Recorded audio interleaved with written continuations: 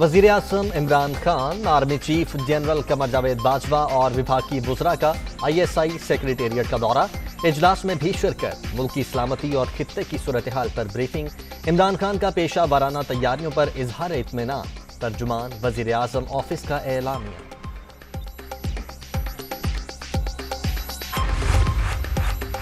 Congo کے فوجی commander کی GHQ آمد، army chief general Qamar Javed Bajwa سے ملاقات، باہمی تعلقات کے فروغ پر تبادلہ خیال۔ اقوام متحدہ امن مشن میں افواج پاکستان کے کردار کی تعریف، پاکستان نے قیام امن کے لیے بے شمار قربانیاں دیں، آئندہ بھی پیچھے نہیں ہٹیں گے، سپہ سالار کا عزم۔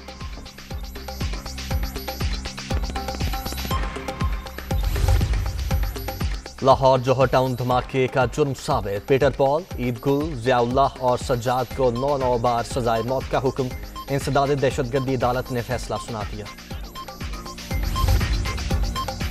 پنجاب بھر کے میدانی علاقوں میں پھر دھند، کئی مقامات پر حد نگاہ نہ ہونے کے برابر، موٹر وے M2، M3 اور M11 ٹریفک کے لیے بند، لاہور میں بھی ہر طرف دھوئیں کے بادل، فضائی آپریشن متاثر۔